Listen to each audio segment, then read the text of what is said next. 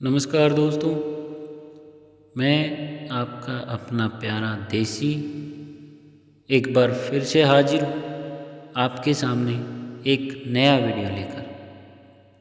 और आज का हमारा टॉपिक है असली हीरे की पहचान। जी हाँ दोस्तों, एक राज्य के राजा अक्सर अपनी महल के बाहर दरबार लगाया करते थे, जहाँ वे अपनी प्रजा की बातों को गंभीरता से सुनते और उनकी समस्याओं को सुलझाने का प्रयास किया करते थे। एक दिन उस राज्य में एक व्यक्ति अपने हाथों में एक हीरा और एक कांच का टुकड़ा लेकर पहुंचा।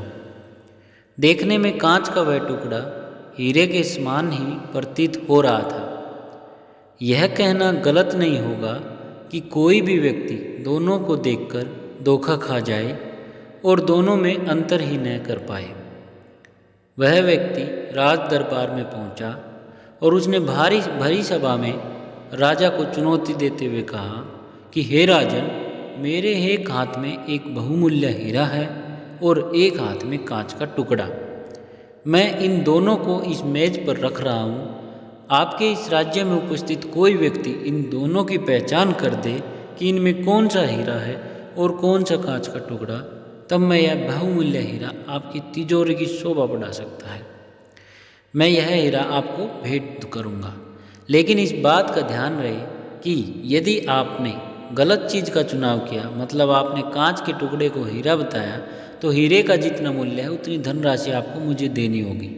मैं कई राज्यों में जाकर यह खेल खेल चुका हूँ और आज तक मैं कभी हारा नहीं हूँ। राजा ने उस व्यक्ति की बात मान ली और अपने सभी मंत्रियों से कहा कि वे असली हीरे को पहचानें।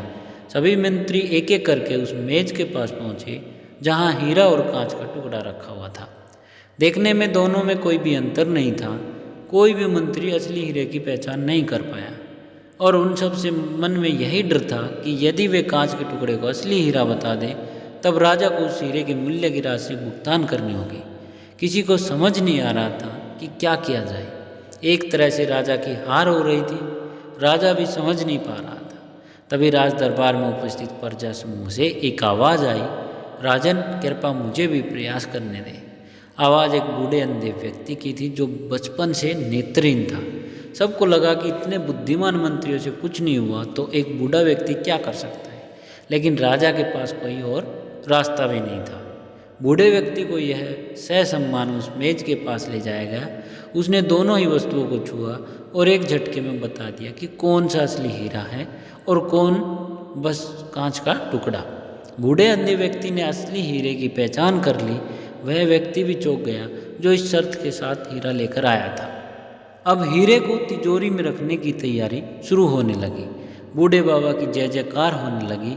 इसी बीच राजा उस बूढ़े व्यक्ति के पास पहुंचे और उसने पूछा कि आपने एक झटके में ही असली हीरे की पहचान कैसे कर ली। बूढ़े बाबा बोले, राजन, मैं बचपन से अंधा हूँ, मुझे किसी की चमक तो पता नहीं चली, लेकिन जब मैंने दोनों को छुआ तो इतनी धूप में भी हीरा बहुत ठंडा था और कांच का वह टुकड़ा धूप से तप रहा था और बहुत गर्म था।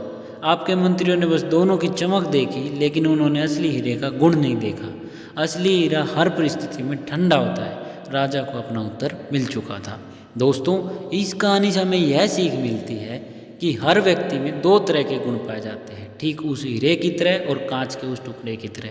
जो व्यक्ति विपरीत परिस्थिति में भी गर्म नहीं हुआ, ठंडा रहा, वो अपनी लाइफ में हर चीज़ कर सकता है जो वह करना चाहता है। लेकिन जो व्यक्ति कांच के टुकड़े की तरह गर्म रहा तो उसका कोई मोल नहीं। बहुत सारे लोग गुस्सा करते हैं, आग बबूला उठते हैं, चिल्लाते रहते हैं। ये वही गुण है जो कांच के उस टुकड़े में होता है। और हीरा तो हर परिस्थिति में चमकता भी है और ठंडा रहता है। इसलिए दोस्तों, अपने दिमाग को ठंडा रखिए, शांति से काम कीजिए।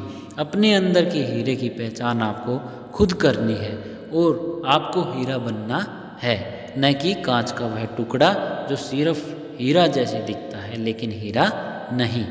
दोस्तों, मेरी ये कहानी आपको पसंद आए तो कमेंट सेक्शन में कमेंट करके ज़रूर बताना। दोस्तों, अगर आपको वीडियो पसंद आए तो लाइक करो, शेयर करो और चैनल को सब्सक्राइब करो। धन्यवाद। जय हिंद, जय भारत दोस्तों।